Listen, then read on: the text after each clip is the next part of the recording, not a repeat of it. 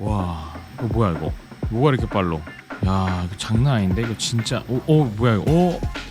오늘 리뷰할 제품은 크레얼리티의 K1 프린터입니다. 요즘 최근에 벤부의 P1P나 아니면은 X1C 프린터와 같이 고속 출력 프린터들이 나오기 시작하면서 저도 다시 3D 프린터에 큰 관심을 갖고 있는데요. 최근에 챔버 형태인 썰문 V1 프로를 크레얼리티에서 구매해 쓰고 있었는데 이 K1 프린터도 큰 관심을 갖고 있었습니다. 근데 이번에 국내에 출시를 하면서 덕유항공에서 먼저 써볼 수 있게 기회를 주셔가지고 오늘 이 K1 프린터랑 그 다음에 같이 나오는 고속 전용 필라멘트인 하이퍼 PLA 필라멘트를 한번 간단하게 리뷰해 보도록 하겠습니다. 일단 오늘 영상은 개봉기와 기본 세팅 위주로만 한번 좀 살펴보고요. 실제로 운용을 해보면서 추가적인 영상을 찍어 보도록 하겠습니다. 지금 보시는 것처럼 박스가 상당히 커요. 이게 사이즈가 아무래도 프린터 크기가 있다 보니까 이 박스 사이즈만 이 가로폭이 한 42cm 정도, 그리고 이것도 42cm, 높이가 대략 한 55cm 정도 됩니다.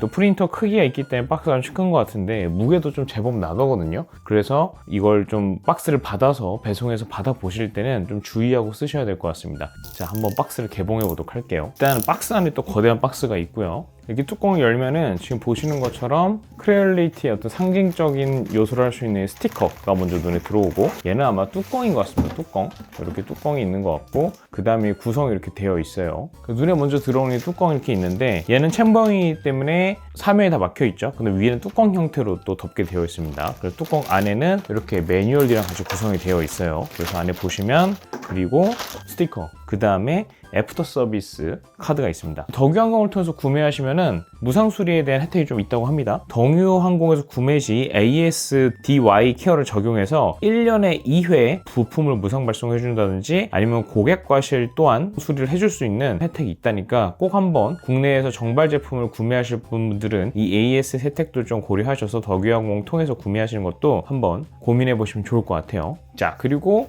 매뉴얼을 좀 살펴보면 아쉽게도 한글로 되어 있진 않아요. 그런데 영어, 일본어, 중국어 이 정도 되어 있는 것 같습니다. 그래서 영문이 있고 그림 위주로 되어 있기 때문에 이걸 보고 설치하는 과정이 그렇게 어려울 것 같지는 않습니다. 언박싱 보면 딱 나와 있죠. 제가 해야 될 것들이 나와 있습니다. 박스를 열고, 그 다음에 위에 뚜껑을 열고 제품을 꺼낸 다음에 이 헤더에 연결되어 있는 케이블 쪽을 정리를 해주고 스티로폼을 제거하고 바로 사용하면 되는 것 같아요. 그래서 거의 반조립 제품이기 때문에, 완제품이기 때문에 거의 바로 사용해 볼 수 있을 것 같습니다. 자, 시키는 대로 위에 뚜껑 열어보도록 할게요. 자, 이 스티로폼을 제거하고, 이게 좀 커요. 상당히 무겁기 때문에 이 박스를 좀 내려놓고 한번 꺼내 보도록 하겠습니다. 떨어지지 않게 조심하고. 무겁습니다. 무거워. 안쪽을 이렇게 잡고 꺼낼 수가 있어요. 이렇게 보면 이제 박스를 제거하면 크기가 또 나쁘지가 않죠. 포장이 이렇게 있고요. 자, 여기가 뒷면인 것 같은데 보면은 여기 이게 노즐이 들어가는 부분이 있고 필라멘트로 들어가겠죠. 그리고 여기 아마 여기 봉이 꼽고 필라멘트를 거치하는 부분인 것 같고, 여기 센서 타입이 있는 것 같아서 혹시 필라멘트가 다 닳거나 그럴 때를 감지해주는 구조인 것 같습니다. 그 다음 여기에는 아마도 펜이 달려있는 것 같죠. 이쪽은 플라스틱으로 되어 있고 여기는 다 또 메탈로 되어 있는 것 같습니다. 이건 뒷면이니까 뒤로 돌려보면 비닐 한번 제거해 볼게요. 근데 성인 남자가 들 수 있는 무게인 것 같아요. 무겁긴 한데 막 엄청나게 무겁기보다는 이 정도면 돼도 확실히 이게 좀 3D 프린터다 라는 생각이 좀 드는 정도의 무게인 것 같습니다. 이 디자인이 이쁜데요? 개인적으로 생각했을 때 상당히 좀 디자인이 이쁜 것 같습니다. 윗부분을 열어보면 이렇게 전원 케이블이 들어있고, 그 다음에 아마 진동을 잡아주는 약간 그런 역할을 해주는 발이 이렇게 들어있는 것 같습니다. 그리고 요거를 이렇게 제거할 수 있겠죠? 이렇게 통째로 제거할 수가 있고, 요거를 제거를 하면은 여기 안에 또 뭐가 들어있는데, 요거는 또 안에 뭐가 또 들어있네요. 네, 안에 들어있는 구성품이 제법 있습니다. 이것도 제거를 해줘야겠죠?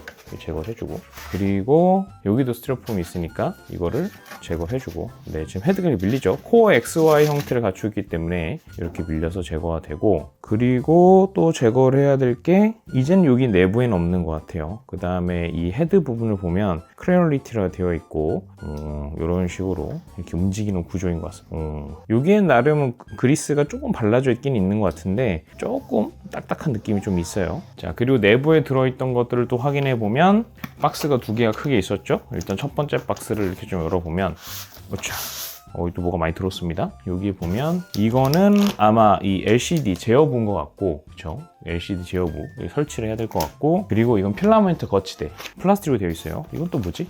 뭐가 또 그래도 테스트 출력을 할 수 있는 필라멘트 이렇게 들어있고, 그리고 이게 또 박스가 하나 들어있는데 얘는 짠! 뭐야? 뭐 많이 들어있습니다. 기본적으로 공구들이 들어있는 것 같아요. 그래서 이 니퍼라고 부르나? 하여튼 이런 거 들어있고, 그 다음에 필라멘트 아마 막혔을 때 뚫어주라고 있는 것 같은데 이런 거 들어있고, 그 다음에 이거 뭐야? 공구 이름 다 까먹어. 이런 거 돌리는 거. 나사를 아니 뭐라 그러지? 이걸 돌리는 거. 용어를 다 까먹었어요. 저 나름 공대 나온 남자인데 이게 뭐라 그러지? 다 까먹었습니다. 이런 거. 그 다음에 스크래퍼가 있고, 그리고 이건 아마 그리스 같아요. 중국어로 써 있는 것 같은데 뭐라고 써있는지 모르겠지만 어쨌든 그리스 같은 게 들어있는 것 같고, 그 다음 베드에 안착을 할 때 좀 잘 붙어 있을 수 있게 하는 이런 딱풀 같은 게 하나 들어있습니다. 그리고 각종 공구들, 출력을 위한 각종 공구들이 이렇게 들어있고, 그 다음에 좀 이렇게 마이크로 SD가 아니고 USB 타입으로 나오는 것 같습니다. 그래서 이렇게 USB 메모리가 들어있습니다. 생긴 거는 약간 우리가 많이 보는 샌디스크처럼 생겼는데 샌디스크가 아니에요. 네텍이라 되어 있습니다.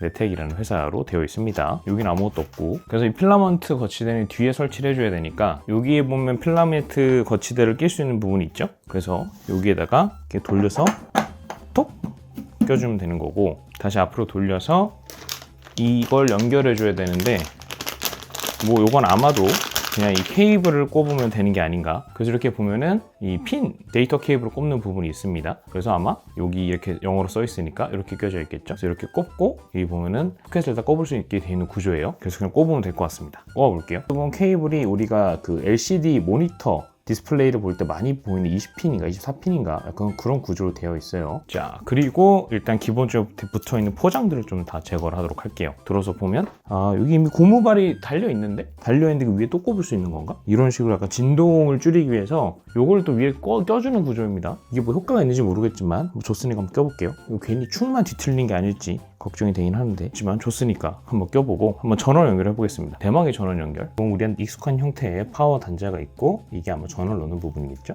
전원을 딱 넣어줬습니다. 켜졌어요.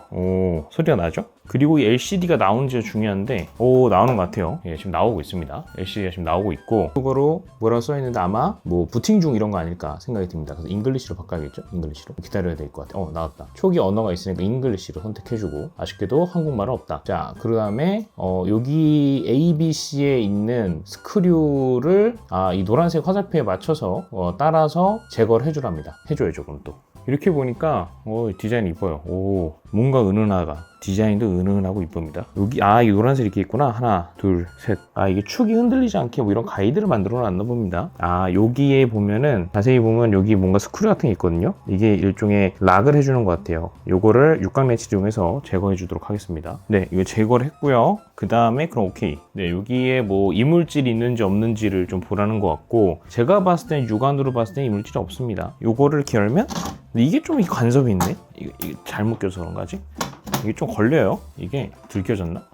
이게 좀 더 껴줘야 되는구나. 그래서 이렇게 보면 개인적으로 생각했을 때는 디자인은 상당히 잘 나온 것 같아요. 디자인이 상당히 좀 이쁜 것 같습니다. 자, 그 다음으로 시키는 대로 아무것도 없는 거 확인했으니 누르고 네트워크 설정을 해주라고 하네요. 네트워크 설정을 해보도록 하겠습니다. 이렇게 키보드가 바로 나와요.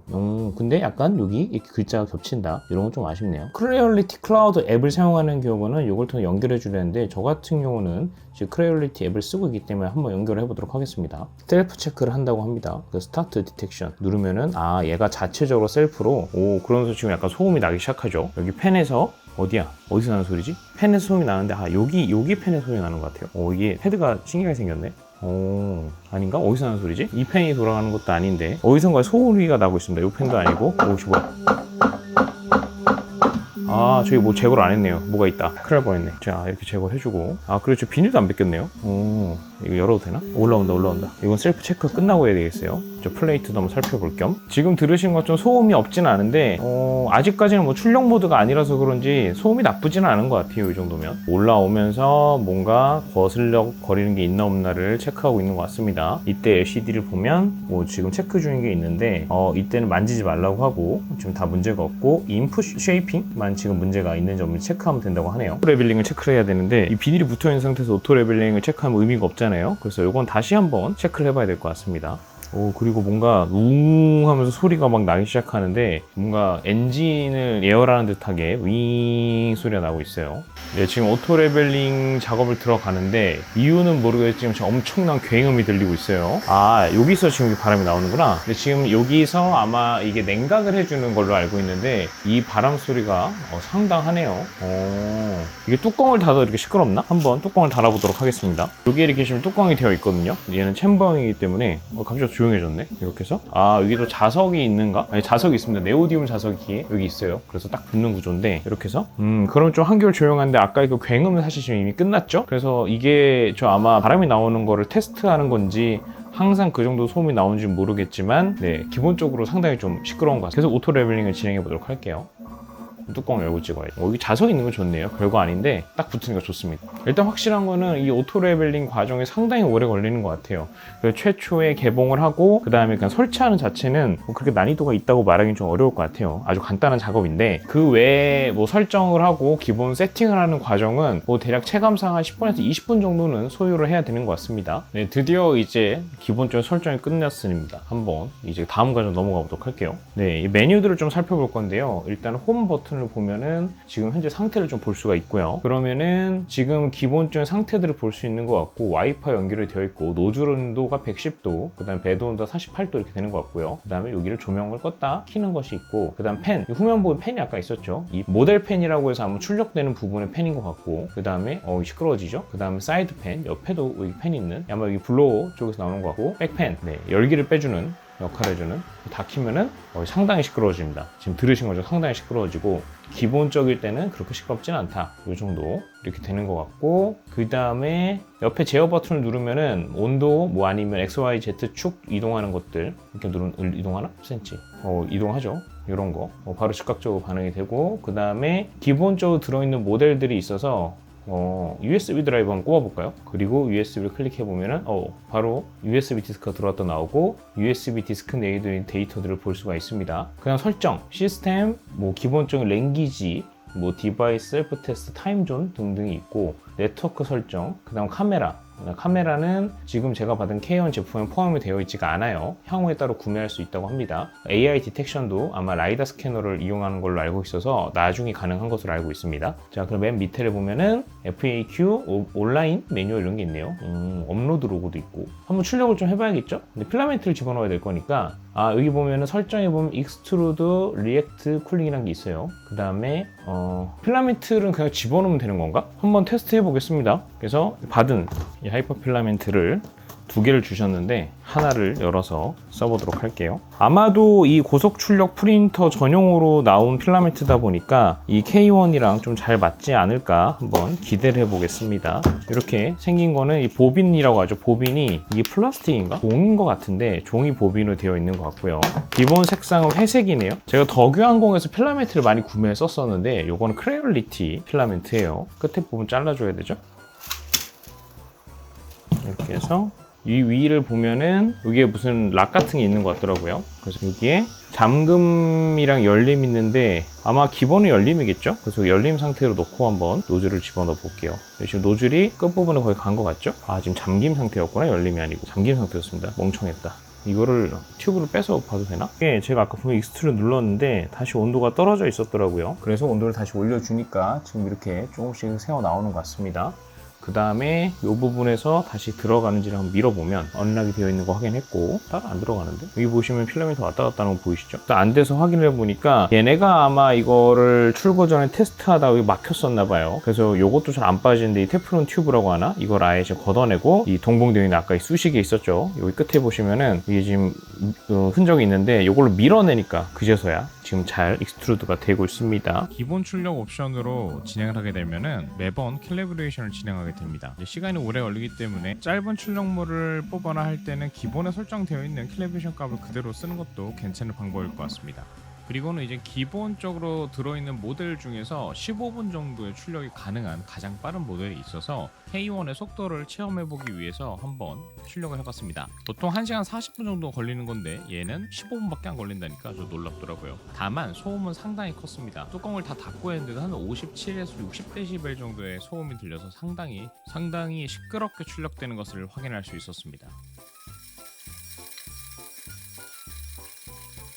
그런데 그만큼 진짜 엄청나게 빠르더라고요. 물론 진동도 엄청나게 되긴 하는데 와 진짜 입이 떡 벌어지면서 출력물을 받습니다. 아 너무 빠르더라고요. 그래서 실제 출력 시간은 15분은 아니고 뭐 맨 처음에 버튼을 누르고 그다음 캘리브레이션이 되고 결과물을 보는 데까지 약 21분 정도 소요가 된 것 같습니다. 뭐 결과물 자체를 봤을 때는 품질은 뭐 나쁘진 않은 수준이었던 것 같은데 아무래도 저희가 캘리브레이션 환경을 제대로 된 환경이 아니고 책상에 올려놓고 쓰다 보니까 좀 더 진동을 신경 쓰면서 세팅을 해놓고 출력을 하면 훨씬 좋은 퀄리티가 나올 것 같다는 생각이 들었어요.